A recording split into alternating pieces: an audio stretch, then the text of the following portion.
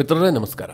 ಮಿತ್ರರೇ, ಹಿಂದಿನ ವಿಡಿಯೋದಲ್ಲಿ ಈ ಪುತಿನ್ ಮತ್ತು ಟ್ರಂಪ್ ಭೇಟಿಯಾಗಿದ್ರಲ್ಲ, ಇದ್ರ ಬಗ್ಗೆ ನಿಮಗೆ ಡೀಟೇಲ್ ಆಗಿ ತಿಳಿಸ್ಕೊಟ್ಟಿದ್ದೆ. ಏನೇನಾಯಿತು, ಮಾತುಕತೆ ಹೇಗಾಯಿತು, ಟ್ರಂಪ್ ಏನು ಹೇಳಿದ್ರು, ಪುತಿನ್ ಏನು ಹೇಳಿದ್ರು, ಮಾತುಕತೆ ಫಲಪ್ರದ ಆಯ್ತಾ ಇಲ್ವಾ, ಇದೆಲ್ಲದರ ಬಗ್ಗೆ ನಿಮಗೆ ಡೀಟೇಲ್ ಆಗಿ ಹೇಳಿದ್ದೆ. ಅದಾಗ್ತಿದ್ದ ಹಾಗೆ ಮಿತ್ರರೇ, ಮತ್ತೊಂದು ಡೆವಲಪ್ಮೆಂಟ್ ಆಗಿದೆ. ಭಾರತಕ್ಕೆ ಈ ಭೇಟಿಯ ಬಗ್ಗೆ ಏನು ನಿರೀಕ್ಷೆ ಇತ್ತು ಹೇಳಿ? ಈ ಭೇಟಿ ಏನಾದರೂ ಫಲಪ್ರದ ಆಗಿದ್ದೇ ಆದರೆ, ಅಂದರೆ ಪುತಿನ್ ಯುದ್ಧವನ್ನು ನಿಲ್ಲಿಸೋದಕ್ಕೆ ಒಪ್ಪಿದ್ದೇ ಆದರೆ, ಆಗ ಭಾರತದ ಮೇಲೆ ಟ್ರಂಪ್ ಟ್ಯಾರಿಫನ್ನು ಹಿಂಪಡಿಬಹುದು. ಅಡಿಷನಲ್ ಆಗಿ 25% ಟ್ಯಾರಿಫ್ ಹಾಕ್ತೀವಿ ಅಂತ ಹೇಳಿದಾರಲ್ಲ, ಅದರಿಂದ ನಮಗೆ ವಿನಾಯಿತಿ ಸಿಗಬಹುದು ಅನ್ನುವಂಥ ಒಂದು ನಿರೀಕ್ಷೆ ಇತ್ತಲ್ವಾ. ಇದಕ್ಕೆ ಸಂಬಂಧಪಟ್ಟಂತೆ ಟ್ರಂಪ್ ಈಗ ಒಂದು ದೊಡ್ಡ ಹೇಳಿಕೆಯನ್ನು ಕೊಟ್ಟಿದ್ದಾರೆ. ಏನು ಹೇಳಿದ್ದಾರೆ ಕೇಳಿದ್ರೆ, ಭವಿಷ್ಯದಲ್ಲಿ ಭಾರತದ ಮೇಲೆ ನಾವು ಸೆಕೆಂಡರಿ ಟ್ಯಾರಿಫ್ ಹಾಕುವಂಥ ಪ್ರಮೇಯ ಬರದೇ ಇರಬಹುದು. ರಷ್ಯಾ ಎರಡನೇ ಅತಿ ದೊಡ್ಡ ತೈಲ ವ್ಯಾಪಾರದಾರ ದೇಶವನ್ನು ಕಳ್ಕೊಂಡಿದೆ. 40% ತೈಲ ವ್ಯಾಪಾರ ರದ್ದಾಗ್ಬಿಟ್ಟಿದೆ ಅಂತ ಟ್ರಂಪ್ ಒಂದು ಬಹಳ ದೊಡ್ಡದಾದಂತಹ ಸ್ಟೇಟ್ಮೆಂಟ್ ಅನ್ನು ಕೊಟ್ಟಿದ್ದಾರೆ. ಮಿತ್ರರೇ, ಭಾರತದ ಮಾಧ್ಯಮ ಸೇರಿದಂತೆ ವಿಶ್ವದ ಅನೇಕ ಮಾಧ್ಯಮಗಳಲ್ಲಿ ಈ ಬಗ್ಗೆ ದೊಡ್ಡ ಮಟ್ಟಕ್ಕೆ ಸದ್ದು ಮಾಡ್ತಾ ಇದೆ. ಅಂದರೆ ಭಾರತ ಒಪ್ಕೊಂಡ್ಬಿಡ್ತಾ, ಟ್ರಂಪ್ ಟ್ಯಾರಿಫಿಗೆ ಹೆದರಿ ರಷ್ಯಾದಿಂದ ತೈಲ ಖರೀದಿಯನ್ನು ಭಾರತ ನಿಲ್ಲಿಸಿ ಬಿಡ್ತಾ, ಈ ಎಲ್ಲ ಪ್ರಶ್ನೆಗಳು ಕೂಡ ಉದ್ಭವಿಸಿದೆ. ಇನ್ನೊಂದು ಕಡೆಯಲ್ಲಿ ಈ ಪುತಿನ್ ಮತ್ತು ಟ್ರಂಪ್ ನಡುವೆ ಮಾತುಕತೆ ವೇಳೆ ಭಾರತದ ಟ್ಯಾರಿಫ್ ವಿಚಾರವು ಚರ್ಚೆಗೆ ಬಂತ. ಯಾಕೆಂದರೆ ಅದಾಗ್ತಿದ್ದ ಹಾಗೆ ಫಾಕ್ಸ್ ನ್ಯೂಸ್ಗೆ ಕೊಟ್ಟಂತಹ ಇಂಟರ್ವ್ಯೂನಲ್ಲಿ ಟ್ರಂಪ್ ಈ ಮಾತುಗಳನ್ನು ಆಡಿದ್ದು. ಇದರಲ್ಲಿ ಸತ್ಯ ಏನು, ಟ್ರಂಪ್ ಯಾಕೋಸ್ಕರವಾಗಿ ಹೀಗೆ ಮಾತನಾಡಿದ್ದಾರೆ, ನಿಜವಾಗ್ಲೂ ಆಗಿದ್ದೇನು, ಇದೆಲ್ಲದರ ಬಗ್ಗೆ ಬಹಳ ಇಂಟ್ರೆಸ್ಟಿಂಗ್ ಮಾಹಿತಿ ಇದೆ. ಮಿತ್ರರೇ, ಟ್ರಂಪ್ ಯಾವ ರೀತಿಯಾಗಿ ಸುಳ್ಳು ಹೇಳ್ತಾ ಇದ್ದಾರೆ ಅನ್ನೋದಕ್ಕೆ ಇದೊಂದು ಬೆಸ್ಟ್ ಎಕ್ಸಾಂಪಲ್. ಒಂಥರ ಇಂಟ್ರೆಸ್ಟಿಂಗ್ ವಿಚಾರ. ರಿಯಾಲಿಟಿ ಏನಾಗಿದೆ, ಟ್ರಂಪ್ ಏನು ಮಾತನಾಡ್ತಾ ಇದ್ದಾರೆ ಅನ್ನೋದನ್ನು ನಿಮಗೆ ಡೀಟೇಲ್ ಆಗಿ ತಿಳಿಸ್ಕೊಡ್ತೀನಿ. ನೀವು ಈ ವಿಡಿಯೋನ ಕೊನೆವರೆಗೂ ಮಿಸ್ ಮಾಡದೆ ನೋಡಿ. ಮಿತ್ರರೇ, ಇತ್ತೀಚೆಗೆ ಈ ಟ್ರಂಪ್ ಅವರ ಹೇಳಿಕೆಗಳ ಬಗ್ಗೆ ನಿಮಗೆ ತಿಳಿಸ್ಬೇಕಾ ಬೇಡವಾ ಅನ್ನೋದ್ರ ಬಗ್ಗೆ ನನಗೆ ಗೊಂದಲ ಉಂಟಾಗ್ಬಿಡುತ್ತೆ. ಯಾಕೆಂದರೆ ಆ ಮನುಷ್ಯ ವಿಶ್ವವನ್ನು ಕನ್ಫ್ಯೂಸ್ ಮಾಡಿದಷ್ಟು ಬೇರೆ ಯಾರೂ ಮಾಡೋದೇ ಇಲ್ಲ. ಜೊತೆಗೆ ಆ ಮನುಷ್ಯ ಸುಳ್ಳು ಹೇಳೋದಷ್ಟು ಇನ್ಯಾರೂ ಕೂಡ ವಿಶ್ವದ ನಾಯಕರು ಸುಳ್ಳು ಹೇಳೋದಿಲ್ಲ. ಸುಳ್ಳು ಹೇಳುವ ಕಾಂಪಿಟೇಷನ್ ಇಟ್ಟರೆ ಟ್ರಂಪ್ ನಂಬರ್ 1 ಪ್ಲೇಸ್ನಲ್ಲಿ ಬಂದು ನಿಂತ್ಕೊಳ್ತಾರೆ. ಆ ಮಟ್ಟಿಗೆ ಈ ಸತ್ಯದ ತಲೆ ಮೇಲೆ ಹೊಡೆದ ಹಾಗೆ ಟ್ರಂಪ್ ಸುಳ್ಳನ್ನು ಹೇಳ್ತಾರೆ. ಸದ್ಯ ನಿಮಗೆಲ್ಲ ಗೊತ್ತಿರುವ ಹಾಗೆ ಪುತಿನ್ ಮತ್ತು ಟ್ರಂಪ್ ನಡುವೆ ಬಹಳ ಹೈ ವೋಲ್ಟೇಜ್ ಮೀಟಿಂಗ್ ನಡೆದಿದೆ. ಮೀಟಿಂಗ್ನಲ್ಲಿ ಟ್ರಂಪ್ ನಿರೀಕ್ಷೆ ಮಾಡದಂತೆ ಏನೂ ಆಗಿಲ್ಲ. ಪುತಿನ್ ಬಹಳ ಪ್ರಿಪೇರ್ ಆಗಿ ಬಂದುಬಿಟ್ಟಿದ್ರು. ಏನು ಹೇಳಬೇಕು, ತನ್ನ ನಿಲುವುಗಳೇನು, ಇದೆಲ್ಲದರ ಬಗ್ಗೆ ಪುತಿನ್ಗೆ ಸ್ಪಷ್ಟತೆ ಇತ್ತು. ನಾನು ಮೊದಲಿನಿಂದಲೂ ಕೂಡ ಹೇಳ್ತಾ ಇದ್ದೀನಿ ಮಿತ್ರರೇ, ಪುತಿನ್ ಒಬ್ಬ ಬಹಳ ಟಫ್ ಲೀಡರ್. ಅದಕ್ಕೆ ಕಾರಣ ಏನು ಕೇಳಿದ್ರೆ, ಪುತಿನ್ ಈ ಪ್ರಜಾಪ್ರಭುತ್ವದ ಲಾಭವನ್ನು ಪಡೆದುಕೊಂಡು ಅಥವಾ ಅದರ ಬೈ ಪ್ರಾಡಕ್ಟ್ ಆಗಿ ಅಧಿಕಾರಕ್ಕೆ ಬಂದಿದ್ದು ಕೂಡ ಅಲ್ಲ. ಹೀಗಾಗಿ ಪುತಿನ್ ಒಬ್ಬ ನುರಿತ ರಾಜಕಾರಣಿ. ಅವ್ರಿಗೆ ಏನು ಮಾಡಬೇಕು, ಏನು ಮಾಡಬಾರ್ದು, ಏನು ಮಾಡಿದ್ರೆ ಏನಾಗುತ್ತೆ, ಇದೆಲ್ಲದರ ಬಗ್ಗೆ ಬಹಳ ಡೀಟೇಲ್ ಆದಂಥ ಒಂದು ಅರಿವಿದೆ. ಹೀಗಾಗಿ ಟ್ರಂಪ್ ಏನೇ ಹೇಳಿದ್ರು ಕೂಡ ಅದನ್ನು ಪುತಿನ್ ಯೋಚನೆ ಮಾಡಿಯೇ ನಿರ್ಧಾರ ಕೈಗೊಳ್ತಾರೆ. ಅಥವಾ ಟ್ರಂಪ್ ಬಳಿಯಲ್ಲಿ ಏನು ಚರ್ಚೆ ಮಾಡಬೇಕು, ತನ್ನ ಡಿಮ್ಯಾಂಡ್ ಏನು, ಇದೆಲ್ಲದರ ಬಗ್ಗೆ ಅವರೊಂದು ಡ್ರಾಫ್ಟ್ ರೆಡಿ ಮಾಡಿಕೊಂಡೇ ಬಂದಿರ್ತಾರೆ.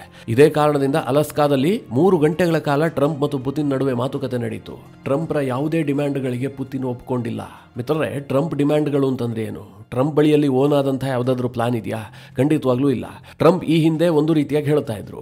ಯಾವಾಗ ಪುತಿನ್ ಮತ್ತು ಟ್ರಂಪ್ ನಡುವೆ ಮಾತುಕತೆ ಫಿಕ್ಸ್ ಆಯಿತು, ಅದಾದ ಬಳಿಕ ಅವರು ಯುರೋಪಿಯನ್ ಲೀಡರ್ ಜೊತೆಗೆ ಮಾತುಕತೆಯನ್ನು ನಡೆಸಿದ್ರು. ಯುರೋಪಿಯನ್ ಲೀಡರ್ ಜೊತೆಗೆ ಮಾತಾಡ್ತಿದ್ದ ಹಾಗೆ ಟ್ರಂಪ್ ವರಸೆ ಕಂಪ್ಲೀಟ್ ಆಗಿ ಬದಲಾಗ್ಬಿಡ್ತು.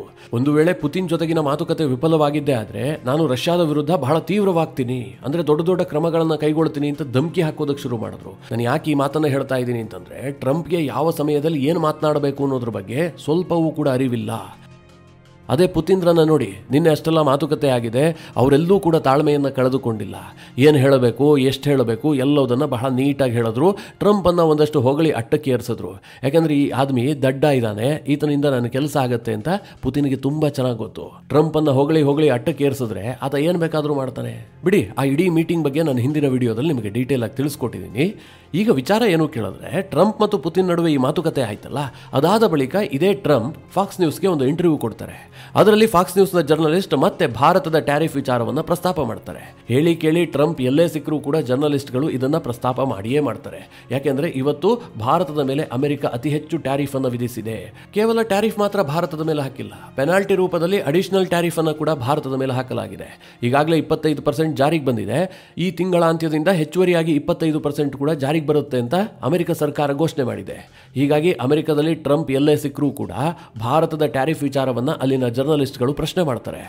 ಇದರ ನಡುವೆ ಇನ್ನೊಂದು ಬೆಳವಣಿಗೆ ಕೂಡ ಆಗಿತ್ತು. ನಾನು ನಿಮಗೆ ವಿಡಿಯೋ ಮಾಡಿ ತಿಳಿಸ್ಕೊಟ್ಟಿದ್ದೆ.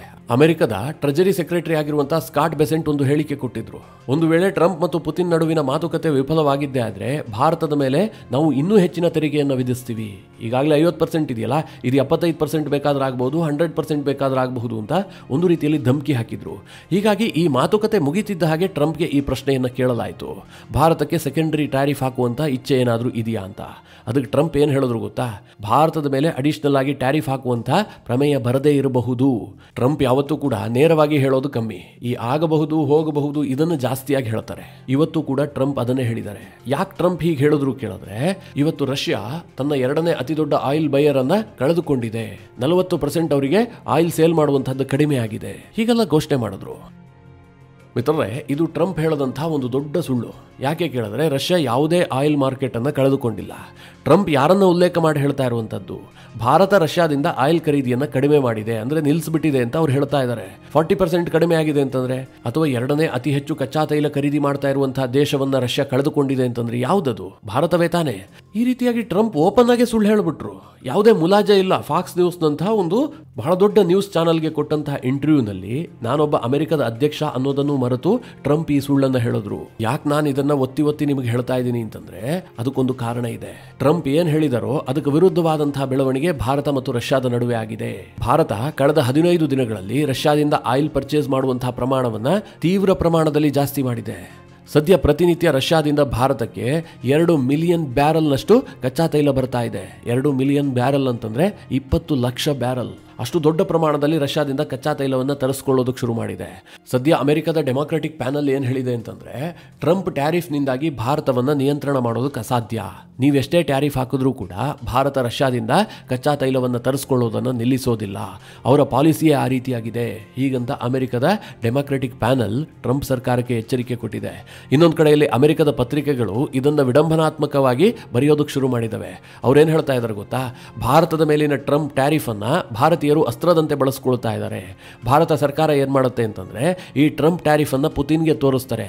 ನೋಡಿ, ನಿಮ್ಮ ಕಾರಣದಿಂದಾಗಿ ನಮಗೆ ಅಡಿಷನಲ್ ಟ್ಯಾರಿಫ್ ಆಗ್ತಾ ಇದ್ದಾರೆ, ನಮಗೆ ನಷ್ಟ ಆಗ್ತಾ ಇದೆ ಅಂತ. ಅದಕ್ಕೆ ಪ್ರತಿಯಾಗಿ ಭಾರತ ಪುತಿನ್ ಜೊತೆಗೆ ಡಿಮ್ಯಾಂಡ್ ಮಾಡೋದಕ್ಕೆ ಶುರು ಮಾಡುತ್ತೆ, ನೀವು ಇನ್ನೂ ಸ್ವಲ್ಪ ಡಿಸ್ಕೌಂಟ್ ನಲ್ಲೇ ನಮ್ಮ ಕಚ್ಚಾ ತೈಲವನ್ನ ಕೊಡಿ ಅಂತ.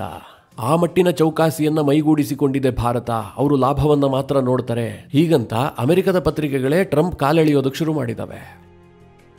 ಇಷ್ಟೆಲ್ಲ ಆಗ್ತಾ ಇದ್ರೂ ಕೂಡ ಟ್ರಂಪ್ ಮುಲಾಜಿಲ್ಲದೆ ಸುಳ್ಳು ಹೇಳ್ತಾ ಇದ್ದಾರೆ. ಕೇವಲ ರಷ್ಯಾದ ಅಧ್ಯಕ್ಷ ಪುತಿನ್ ಜೊತೆಗೆ ಮಾತನಾಡಿದ ಬಳಿಕ ಟ್ರಂಪ್ ಈ ಮಾತನ್ನು ಹೇಳಿಲ್ಲ. ಅವರು ಅಲಸ್ಕಾವನ್ನು ತಲುಪುವ ಮುಂಚೆ ಏರ್ಫೋರ್ಸ್ 1 ನಲ್ಲಿ ಹೋಗ್ತಾ ಇರುವಂತಹ ಸಂದರ್ಭದಲ್ಲೂ ಕೂಡ ಇದೇ ಮಾತನ್ನ ಹೇಳಿದ್ರು. ಅಲ್ಲಿ ಜರ್ನಲಿಸ್ಟ್ ಪ್ರಶ್ನೆಗೆ ಹೀಗೆ ಹೇಳಿದ್ರು, ಭಾರತದ ಮೇಲೆ ಸೆಕೆಂಡರಿ ಟ್ಯಾರಿಫ್ ಹಾಕುವಂತ ಪ್ರಮೇಯ ಬರದೇ ಇರಬಹುದು ಅಂತ. ಟ್ರಂಪ್ ಸುಳ್ಳು ಹೇಳೋದು ಇದೇ ಮೊದಲೇನಲ್ಲ ಬಿಡಿ. ಭಾರತಕ್ಕೆ ಈ ಹಿಂದೆ ಟ್ಯಾರಿಫ್ ಧಮಕಿ ಹಾಕಿದ್ರಲ್ಲ, ಟ್ಯಾರಿಫ್ ಅನ್ನ ಇನ್ನೂ ಘೋಷಣೆ ಮಾಡಿರಲಿಲ್ಲ. ಆ ಸಂದರ್ಭದಲ್ಲೇ ಸುಳ್ಳು ಹೇಳಿದ್ರು, ಭಾರತ ರಷ್ಯಾದಿಂದ ಆಯಿಲ್ ಖರೀದಿಯನ್ನು ನಿಲ್ಲಿಸಿದೆ ಅನ್ನುವಂತ ಸುದ್ದಿ ನನಗೆ ಮೂಲಗಳಿಂದ ಬಂದಿದೆ ಅಂತ. ಮಿತ್ರರೇ, ಟ್ರಂಪ್ ಅಮೆರಿಕದ ಅಧ್ಯಕ್ಷ ಅಂತ ಕೆಲವೊಮ್ಮೆ ಮರೆತೇ ಹೋಗ್ಬಿಡ್ತಾರೆ. ಈಗ ನಾವು ಜರ್ನಲಿಸ್ಟ್ಗಳು, ನಾವು ಈ ಮೂಲಗಳನ್ನು ಉಲ್ಲೇಖಿಸಿ ಸುದ್ದಿಯನ್ನು ಕೆಲವೊಮ್ಮೆ ಹೇಳ್ತೀವಿ. ನಮ್ಗೆ ಯಾವುದೋ ಒಂದು ಮೂಲಗಳಿಂದ ಬಂದಿದೆ, ಖಚಿತ ಮೂಲಗಳಿಂದ ಮಾಹಿತಿ ಅಂತ. ಟ್ರಂಪ್ ಕೂಡ ಈ ಮಟ್ಟಕ್ಕೆ ಇಳಿದ್ಬಿಟ್ಟು ಹೇಳಿಕೆಯನ್ನು ಕೊಡೋದಕ್ಕೆ ಶುರು ಮಾಡಿದ್ರು. ಒಟ್ನಲ್ಲಿ ಈ ಎಲ್ಲ ಬೆಳವಣಿಗೆಯನ್ನು ನೋಡಿದಂತಹ ಸಂದರ್ಭದಲ್ಲಿ ಏನ್ ಅನ್ಸುತ್ತೆ ಗೊತ್ತಾ? ಟ್ರಂಪ್ ವಿಪರೀತವಾಗಿ ಒತ್ತಡಕ್ಕೊಳಗಾಗಿದ್ದಾರೆ ಅಂತ. ಯಾಕೆ ಅಂತಂದ್ರೆ, ಅವರು ಯಾವ್ಯಾವುದೋ ಯುದ್ಧವನ್ನ ನಿಲ್ಲಿಸಿದೀನಿ ಅಂತ ಕ್ಲೈಮ್ ಮಾಡ್ತಾರೆ. ಈ ಪುತಿನ್ ಜೊತೆಗೆ ಭೇಟಿ ಆದ ಬಳಿಕವೂ ಕೂಡ ಭಾರತ ಮತ್ತು ಪಾಕಿಸ್ತಾನದ ನಡುವಿನ ಯುದ್ಧವನ್ನ ನಿಲ್ಲಿಸಿದ್ದು ನಾನೇ ಅಂತ ಮತ್ತೊಮ್ಮೆ ಹೇಳಿದ್ದಾರೆ. ಮತ್ತೊಮ್ಮೆ ಏನು, ಈಗಾಗಲೇ 35-36 ಬಾರಿ ಹೇಳ್ಕೊಂಡಿದ್ದಾರೆ. ಅರ್ಮೇನಿಯಾ, ಅಜರ್ಬೈಜಾನ್, ಇರಾನ್, ಇಸ್ರೇಲ್ ಹೀಗೆ ಬೇರೆ ಬೇರೆ ಯುದ್ಧಗಳನ್ನು ನಾನೇ ನಿಲ್ಲಿಸಿದ್ದು ಅಂತ ಟ್ರಂಪ್ ಕ್ಲೈಮ್ ಮಾಡ್ತಾನೆ ಇದ್ದಾರೆ. ಆದರೆ ಟ್ರಂಪ್ ಕೊಟ್ಟ ಭರವಸೆ ಏನು? ನಾನು ರಷ್ಯಾ ಮತ್ತು ಉಕ್ರೇನ್ ಯುದ್ಧವನ್ನ ನಾನು ಅಧ್ಯಕ್ಷನಾದ 24 ಗಂಟೆಯಲ್ಲಿ ನಿಲ್ಲಿಸ್ತೀನಿ ಅಂತ. ಅದು ಸಾಧ್ಯ ಆಗಿಲ್ಲ. ಹೀಗಾಗಿ ಟ್ರಂಪ್ ವಿಪರೀತವಾದಂತಹ ಒತ್ತಡಕ್ಕೊಳಗಾಗಿದ್ದಾರೆ. ಅದಕ್ಕೋಸ್ಕರವಾಗಿ ಏನು ಬೇಕೋ ಎಲ್ಲ ಪ್ರಯತ್ನವನ್ನು ಮಾಡ್ತಾ ಇದ್ದಾರೆ. ಯಾವ ಪ್ರಯತ್ನವೂ ಕೂಡ ಈಡೇರ್ತಾ ಇಲ್ಲ. ಇನ್ನು ಈ ಮೀಟಿಂಗ್ ಆದ ಬಳಿಕ ಆದಂತಹ ಒಂದು ಡೆವಲಪ್ಮೆಂಟ್ ಏನು ಕೇಳಿದ್ರೆ, ಜೆಲೆನ್ಸ್ಕಿಗೆ ಕರೆ ಮಾಡಿಬಿಟ್ಟು ಸೋಮವಾರ ಅಮೆರಿಕಾಗೆ ಬರುವಂತೆ ಸೂಚನೆಯನ್ನ ಕೊಟ್ಟಿದ್ದಾರೆ. ಹೀಗಾಗಿ ಜೆಲೆನ್ಸ್ಕಿ ಸೋಮವಾರ ವಾಷಿಂಗ್ಟನ್ ಡಿಸಿಗೆ ಹೋಗ್ತಾರೆ. ಅಲ್ಲಿ ಟ್ರಂಪ್ ಜೊತೆಗೆ ಮಾತುಕತೆ ಆಗುತ್ತೆ. ಟ್ರಂಪ್ ಈ ಬಾರಿ ಜೆಲೆನ್ಸ್ಕಿಗೆ ಧಮಕಿ ಹಾಕಿ ಒಪ್ಪಿಸ್ತಾರಾ ಅಥವಾ ಜೆಲೆನ್ಸ್ಕಿಯ ಮನವೊಲಿಸ್ತಾರಾ ಯಾರಿಗೂ ಕೂಡ ಗೊತ್ತಿಲ್ಲ. ಸದ್ಯದ ಪರಿಸ್ಥಿತಿಯನ್ನ ನೋಡಿದ್ರೆ ಈ ಟ್ರಂಪ್ ಮುಂದೆ ಪುತಿನ್ ಏನು ಡಿಮ್ಯಾಂಡ್ ಇಟ್ಟಿದಾರಲ್ಲ, ಇದನ್ನ ಜೆಲೆನ್ಸ್ಕಿ ಒಪ್ಕೊಳ್ಳುವಂತಹ ಸಾಧ್ಯತೆಗಳು 100ಕ್ಕೆ 100ರಷ್ಟು ಇಲ್ಲ. ಅದಕ್ಕೊಂದಷ್ಟು ಕಾರಣಗಳನ್ನ ಇದೇ ವಿಡಿಯೋದಲ್ಲಿ ನಿಮಗೆ ಹೇಳಿಬಿಡ್ತೀನಿ. ಯಾಕೆ ಜೆಲೆನ್ಸ್ಕಿ ಒಪ್ತಾ ಇಲ್ಲ? ಟ್ರಂಪ್ ಇಷ್ಟೆಲ್ಲ ಬೆದರಿಕೆ ಹಾಕಿದ್ರು ಕೂಡ ಜೆಲೆನ್ಸ್ಕಿಯ ಮೊಂಡುಹಠ ಯಾಕೆ? ಜೆಲೆನ್ಸ್ಕಿಗೆ ದೇಶಪ್ರೇಮ ಉಕ್ಕಿ ಹರಿತಾ ಇದೆಯಾ ಅಂತ ಕೇಳಿದ್ರೆ, ಮಿತ್ರರೇ, ಅದೆಲ್ಲ ಬದಿಗಿಟ್ಟು ಬಿಡಿ. ದೇಶಪ್ರೇಮ ಎಲ್ಲರಿಗೂ ಇದ್ದೇ ಇರುತ್ತೆ. ಅದರ ಜೊತೆಗೆ ಇಂಟರ್ನಲ್ ಪಾಲಿಟಿಕ್ಸ್ ಕೂಡ ಇದ್ದೇ ಇರುತ್ತೆ. ತನ್ನ ರಾಜಕೀಯ ಭವಿಷ್ಯ ಏನು, ಇದ್ರ ಬಗ್ಗೆ ಜೆಲೆನ್ಸ್ಕಿ ಜಾಸ್ತಿ ಯೋಚನೆ ಮಾಡ್ತಾ ಇದ್ದಾರೆ. ಜೆಲೆನ್ಸ್ಕಿ ಉಕ್ರೇನ್ನ ಅಧ್ಯಕ್ಷರಾಗಿದ್ದು 2019ರಲ್ಲಿ. ಅವರ ಅಧಿಕಾರಾವಧಿ ಈಗಾಗಲೇ ಮುಕ್ತಾಯ ಆಗಿದೆ. ಸದ್ಯ ಯುದ್ಧ ನಡೀತಿರುವ ಕಾರಣದಿಂದಾಗಿ ಅವರು ಹಾಗೆ ಮುಂದುವರೆದಿದ್ದಾರೆ. ಎಲೆಕ್ಷನ್ ನಡೆದೇ ಅವರು ಪ್ರೆಸಿಡೆಂಟ್ ಸ್ಥಾನದಲ್ಲಿ ಮುಂದುವರೆದಿದ್ದಾರೆ. ಈಗ ಒಂದು ವೇಳೆ ಯುದ್ಧ ನಿಂತಿದ್ದೇ ಆದ್ರೆ ತಕ್ಷಣದಲ್ಲಿ ಉಕ್ರೇನ್ನಲ್ಲಿ ಎಲೆಕ್ಷನ್ ಆಗುತ್ತೆ. ಆದರೆ ಯಾವ ರೂಪದಲ್ಲಿ ಯುದ್ಧ ನಿಲ್ತು, ಜೆಲೆನ್ಸ್ಕಿ ಯಾವ ಒಪ್ಪಂದಕ್ಕೆ ಒಪ್ಪಿಗೆಯನ್ನು ಸೂಚಿಸಿದ್ರು ಅನ್ನುವಂಥದ್ದು ಉಕ್ರೇನ್ನ ರಾಜಕೀಯದಲ್ಲಿ ಬಹಳ ದೊಡ್ಡ ಮ್ಯಾಟರ್ ಆಗುತ್ತೆ. ಪುತಿನ್ ಡಿಮ್ಯಾಂಡ್ ಇರುವಂತಹದ್ದಿಷ್ಟೇ, ನಾವು ಗೆದ್ದಂತಹ ಒಂದಷ್ಟು ಪ್ರದೇಶವನ್ನು ಬಿಟ್ಟುಕೊಡೋದಕ್ಕೆ ಸಾಧ್ಯವೇ ಇಲ್ಲ. ಮುಖ್ಯವಾಗಿ ಅವರು ದೋನ್ಸ್ತಕ್ ಪ್ರದೇಶವನ್ನು ಬಿಟ್ಟುಕೊಡೋದಕ್ಕೆ ಸಿದ್ಧ ಇಲ್ಲ. ಜೆಲೆನ್ಸ್ಕಿ ಏನು ಹೇಳ್ತಾ ಇದ್ದಾರೆ, ಉಕ್ರೇನ್ನ ಸ್ವಲ್ಪ ಟೆರಿಟರಿಯನ್ನು ಕೂಡ ನಾವು ಬಿಟ್ಟುಕೊಡೋದಿಲ್ಲ. ಈ ಹಿಂದೆ ಉಕ್ರೇನ್ನ ಮ್ಯಾಪ್ ಯಾವ ರೀತಿಯಾಗಿತ್ತು ಅದೇ ರೀತಿಯಾದಂಥ ಗಡಿ ರೇಖೆ ಇರಬೇಕು. ನಮ್ಮ ಯಾವುದೇ ಭೂಪ್ರದೇಶವನ್ನು ನಾವು ಕಳ್ಕೊಳ್ಳೋದಿಲ್ಲ. ಇದು ಜೆಲೆನ್ಸ್ಕಿ ಪಟ್ಟಿಡಿದಿರುವಂತಹದ್ದು. ಇಲ್ಲಿ ನ್ಯಾಟೋ ವಿಚಾರವೇ ಇಲ್ಲ, ಬಿಟ್ಟುಬಿಡಿ. ಜೆಲೆನ್ಸ್ಕಿ ಯಾವತ್ತೋ ಒಪ್ಕೊಂಡ್ಬಿಟ್ಟಾಗಿದೆ ನ್ಯಾಟೋಗೆ ನಾವು ಸೇರೋದಕ್ಕೆ ಸಾಧ್ಯವೇ ಇಲ್ಲ ಅಂತ. ಯಾಕೆಂದ್ರೆ ರಷ್ಯಾ ಆ ಮಟ್ಟಿನ ಒತ್ತಡವನ್ನು ಕ್ರಿಯೇಟ್ ಮಾಡಿಬಿಟ್ಟಿದೆ. ಈ ಸಂದರ್ಭದಲ್ಲಿ ನ್ಯಾಟೋಗೆ ಉಕ್ರೇನ್ ಏನಾದರೂ ಅಧಿಕೃತವಾಗಿ ಸೇರ್ಪಡೆ ಆಗಿದ್ದೇ ಆದರೆ ರಷ್ಯಾ ಇನ್ನೂ ಉಗ್ರ ತಾಂಡವ ಆಡ್ಬಿಡುತ್ತೆ. ಆದರೆ ಉಕ್ರೇನ್ನ ಟೆರಿಟರಿಯನ್ನು ಬಿಟ್ಟುಕೊಟ್ಟು ಒಪ್ಪಂದವನ್ನು ಮಾಡಿಕೊಳ್ಳೋದಕ್ಕೆ ಜೆಲೆನ್ಸ್ಕಿಗೆ ಇಷ್ಟ ಇಲ್ಲ. ಹಾಗೆ ಮಾಡಿದ್ದೇ ಆದರೆ ಅವರ ರಾಜಕೀಯ ಭವಿಷ್ಯವೇ ಅಂತ್ಯ ಆಗತ್ತೆ. ಹೀಗಾಗಿ ಮಿತ್ರರೇ, ಟ್ರಂಪ್ ಎಷ್ಟೇ ಒತ್ತಡ ಹಾಕಿದ್ರೂ ಕೂಡ ಜೆಲೆನ್ಸ್ಕಿ ಇದನ್ನು ಒಪ್ಪುವಂಥ ಸಾಧ್ಯತೆಗಳು ತೀರಾ ಕಡಿಮೆ ಇದೆ. ಹಾಗಾದ್ರೆ ಪುತಿನ್ರನ್ನ ಒಪ್ಪಿಸೋದಕ್ಕೆ ಸಾಧ್ಯವಾಗಿ ಕೇಳಿದ್ರೆ, ಪುತಿನ್ ಅಂತೂ ಗೆದ್ದ ಪ್ರದೇಶವನ್ನು ಬಿಟ್ಟು ಕೊಡೋದಕ್ಕೆ ಸಿದ್ಧವೇ ಇಲ್ಲ.